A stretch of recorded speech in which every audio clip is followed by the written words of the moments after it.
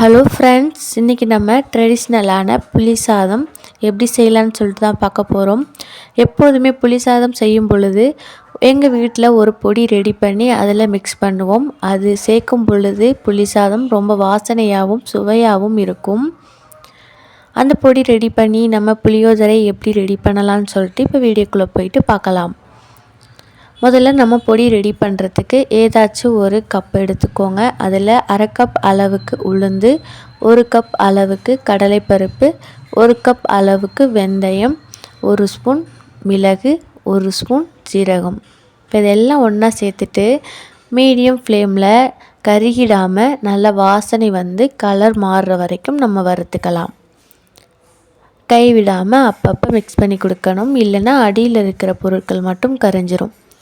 நல்ல வெந்தயம் கடலைப்பருப்பெல்லாம் நல்லா சிவக்க ஆரம்பிக்கிற ஸ்டேஜில் அரை கப் அளவுக்கு எள்ளு, ஒரு 4 வரமிளகாய் சேர்த்து ஒரு டைம் நல்லா மிக்ஸ் பண்ணி கொடுத்தோம் அப்படின்னா ஆல்ரெடி இருக்கிற ஹீட்டில் எள்ளு நல்லா படபடன்னு பொரிஞ்ச உடனே நம்ம ஸ்டவ் ஆஃப் பண்ணிக்கலாம். அந்த மற்ற பொருட்களில் இருக்கிற ஹீட்டே எள்ளு வாசனையாக வறுபடுறதுக்கு போதுமானதாக இருக்கும். அதே வானலில் வைக்காமல் வேறு பாத்திரத்தில் மாற்றி சூடு ஆறுனதுக்கு அப்புறம் நல்லா அரைச்சி எடுத்துக்க போகிறோம். அரைக்கும் பொழுது ரொம்ப மைய அரைச்சிடாமல் லைட்டாக இந்த அளவுக்கு கொரப்பாக அரைச்சாதான் நம்ம பொடி சேர்க்கும் பொழுது சாதம் நல்ல டேஸ்ட்டாக இருக்கும். ரொம்ப மைய அரைச்சிட்டோம் அப்படின்னா ஒரு மாதிரி வளவளப்பு தன்மை கொடுத்துரும். இப்போது சின்ன லெமன் சைஸ் அளவுக்கான புளி நான் தண்ணியில் ஊற போட்டு வச்சுருக்கேன். அடுத்ததாக ஒரு வானல் வச்சு ஒரு 2 டேபிள் ஸ்பூன் அளவுக்கு நல்லெண்ணெய் சேர்த்துக்கோங்க.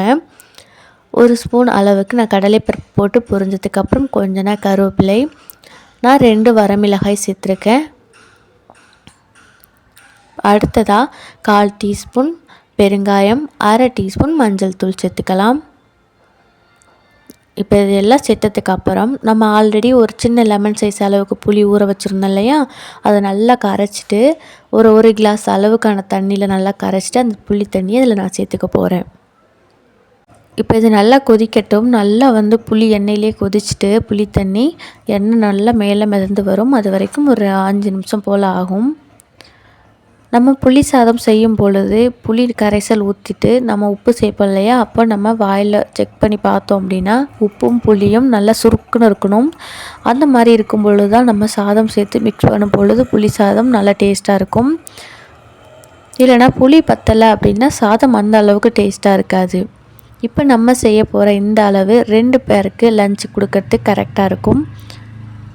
இப்போ பாருங்கள், நல்லா ஆயில் மேலே மிதந்து வந்துருச்சு. இந்த ஸ்டேஜில் நம்ம அரைச்சி வச்ச பொடியிலேருந்து 2 ஸ்பூன் மட்டும் எடுத்து சேர்த்துக்கலாம். 2 ஸ்பூன் அளவு கரெக்டானதாக இருக்கும். இப்போ இந்த பொடியில் கடலைப்பருப்பு, வெந்தயம், எள்ளு இதோடைய ஃப்ளேவர் தான் நல்லா ஹெவியாக இருக்கும். புளி சாதத்துக்கான டேஸ்ட்டே அந்த வறுத்த வெந்தயமும் கடலைப்பருப்பும் தான். இப்போ இந்த பொடி சேர்த்ததுக்கு அப்புறம் லைட்டாக மிக்ஸ் பண்ணி கொடுத்துட்டு ஒரு கொதி லைட்டாக கொதிக்க ஆரம்பித்த உடனே நம்ம ஸ்டவ் ஆஃப் பண்ணிக்கலாம். ரொம்ப நேரம் கொதிக்க வைக்க தேவை கிடையாது. இப்போது ஆல்ரெடி நான் வடித்த சாதத்தை நல்லா ஆற வச்சு எடுத்து வச்சுருக்கேன். அதை இந்த பேஸ்ட்டு கூட சேர்த்துக்க போகிறோம். சாதம் சேர்த்ததுக்கு அப்புறம் நல்லா ஒன்று மேலே ஒன்று லைட்டாக மிக்ஸ் பண்ணி கொடுங்க. ரொம்ப மிக்ஸ் பண்ணோம் அப்படின்னா உடஞ்சிரும் சாதம். அது மட்டும் இல்லாமல் இந்த மாதிரி எந்த ஒரு வெரைட்டி ரைஸ் நம்ம வந்து மிக்ஸ் பண்ணும் பொழுதும் சாதத்தை நல்லா ஆற வச்சுட்டா தான் நம்ம போட்டு மிக்ஸ் பண்ணும் பொழுது சாதம் உடையாமல் இருக்கும். சூட்டோடு போட்டு கிண்டணும் அப்படின்னா சாதம் வந்து உடஞ்சிரும், அப்புறம் கொலன்னு ஒரு மாதிரி ஆகிடும். அவ்வளோதான் ஃப்ரெண்ட், எங்கள் வீட்டு ஸ்டைலில் புளியோதரை எப்படி ரெடி பண்ணுறதுன்னு சொல்லிட்டு பார்த்துட்டோம். மீதமுள்ள இந்த பொடியை ஏர்டைட் கண்டெய்னரில் ஸ்டோர் பண்ணி வச்சுக்கோங்க. உங்களுக்கு எப்போல்லாம் தேவையோ அப்போல்லாம் வந்து இன்ஸ்டண்ட்டாக பொடி சேர்த்து நம்ம ப்ரிப்பேர் பண்ண மாதிரி செஞ்சுக்கலாம். கண்டிப்பாக இந்த ரெசிபி உங்களுக்கு யூஸ்ஃபுல்லாக இருக்கும்னு நான் நினைக்கிறேன். வீடியோ பிடிச்சிருந்தால் லைக் பண்ணுங்கள். தேங்க்யூ ஃபார் வாட்சிங்.